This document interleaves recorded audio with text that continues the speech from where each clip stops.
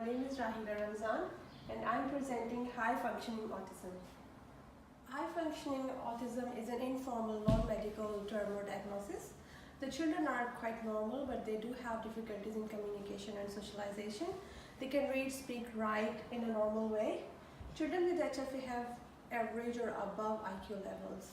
They might have interest in some subjects in some areas, which is on extreme level.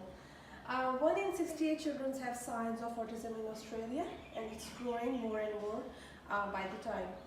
Autism can be diagnosed at the age of 18 months, but with high functioning autism, children between 4 to 5 years old can have detection of autism. HFA is also termed as Asperger's syndrome. It takes a long time to detect and to diagnose high functioning autism.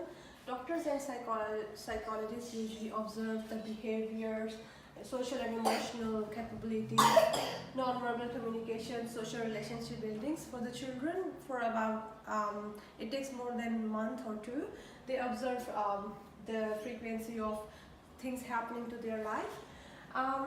If a child has significant impairment with 3 main core functions, that is communication, socialization, and repetitive behaviors, without the delay of language development, is high functioning autism. If they do have the delay in functioning of language development, that is called lower functioning autism. So in high functioning autism, the children usually don't have language development problems. Boys are more likely to have autism. It affects all ethnic groups, races, or socioeconomical levels. Some of the symptoms and characteristics identified by National Institute of Neurological Disorders and Stroke has highlighted. They follow same routines. They have difficulties in non-verbal communication, for example. They can't express their feelings. Their facial expressions are very vague, and they cannot understand or identify or analyze the expressions of others. They have non-respondent sometimes. They are improper behavior socially and emotionally. They used to have their language in a monotone or without any ups and downs. They have speech or language unusually, and they like to speak self-talk. They are awkward motor movements like gross and fine motor skills are very weak. Lack of eye contact, concentration. These are some of the symptoms or characteristics taken from National Institute of Neurological Stroke and Autism. That's how people with Asperger's syndrome feel and they think. Something like needing reassurance, they are obsessive interest, they lack of understanding, beliefs and imaginations, coping with other adaptation. So these are some of the features they usually have and what they think about how they feel. High-functioning autism is also referred to as a minor form of Asperger's syndrome. It was first detected by the Viennese pediatrician Hans Asperger in 1940s. It then became part of the World Health Organization in 1992 when Lorna Wing, she was an English doctor, she published a series of case studies regarding Asperger's syndrome and high functional autism. It became part of Statistical Manual of Mental Disorders in 1994, and also became part of the Diagnostic Reference Book for Autism. High-functioning autism or autism spectrum disorders are not caused by one reason. There could be different factors when they interact together could elevate the risk of autism or high-functioning autism. So these factors could be environmental, immunological, metabolic factors. So when they combine together, they could increase the risk of autism in children. It is also found in some studies and in some research that if the first degree relative or more than one relative in the family got the autism, the child could have the chances to get autism. And also there could be some medical reasons as well, and some environmental reasons such as exposure to chemicals or exposure to different toxic materials could cause the autism in children. Some parents who got neurodevelopmental issues might have risk of having autistic children. But people need to understand it's not a bad parenting. It's not something related to their life experiences. It's rather a neurobiological disorder. High functioning autism cannot be detected in pregnancy, so it cannot be treated at that stage. But in rare cases, you can do some preventions to avoid autism in the children, such as healthy living, some exercise and good food, avoid drugs and alcohol during pregnancies, and get vaccinated. It was a myth.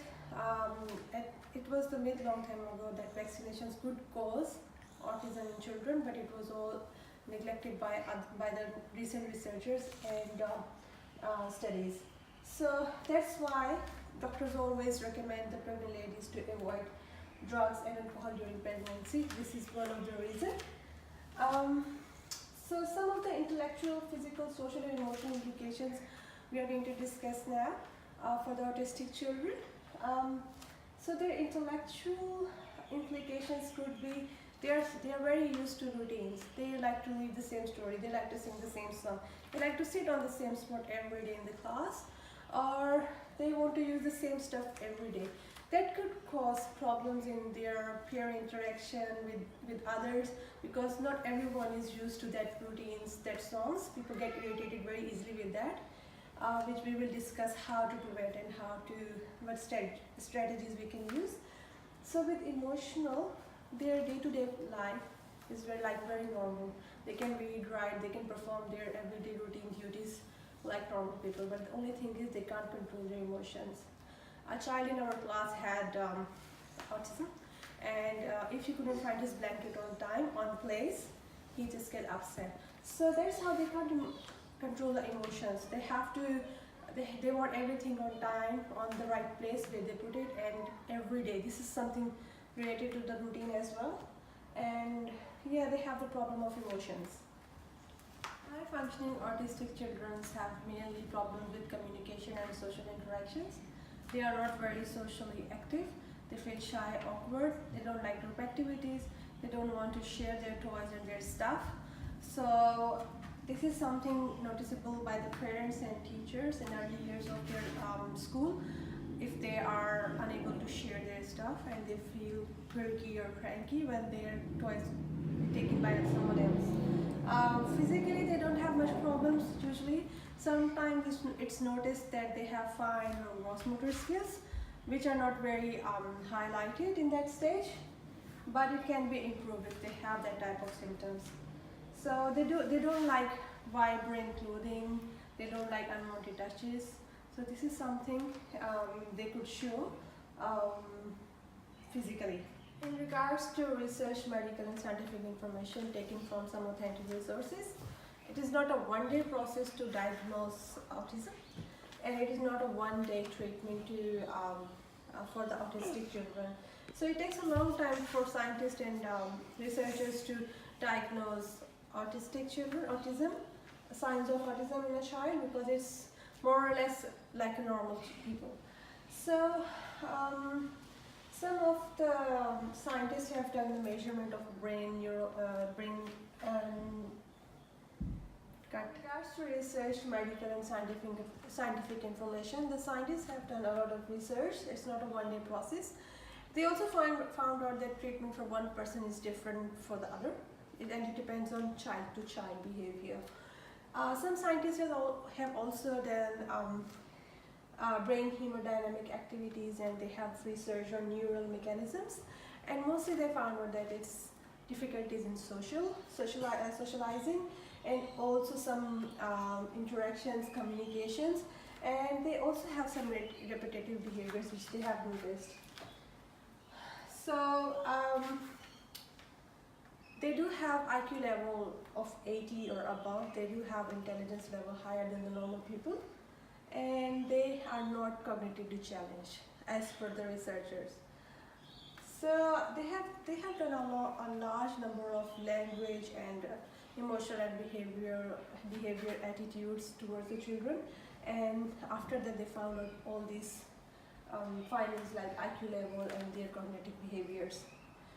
Males are more affected by autism.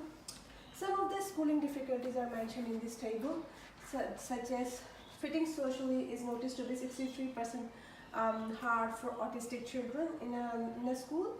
They have learning difficulties 62%, the children with intellectual difficulties 27%, and difficulties sitting still is 18%.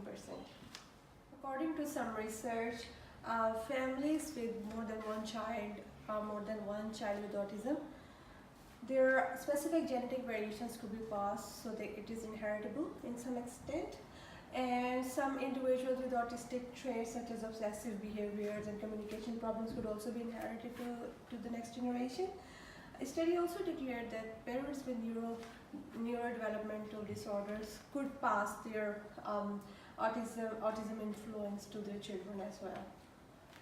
So we do have some research prevalence of autism by age group from 2009, 2012 and 2015 according to the age 0 to 4 and 5 to 9. In conclusion, they are all increasing by the time. So if we compare from 2009 to 2015, it's almost half that is increased. So we're talking about children of school age from 5 to 14, primary school. So it's increasing. Some of the environmental factors, as we have discussed earlier, that could influence the autism in children could be for the parents to be involved in some chemicals like mercury, pesticides, gluten and casein, and organic pollutions. That could be found more on the people who are living in an agricultural area or countryside. So these are some of the success stories which I have mentioned here, just for the motivation for the autistic children, autistic people who when they grew up they became very famous personalities like Genevieve Edmonds. She was a consultant and a trainer, and Janet Burke is an artist, and she owned a small business as well.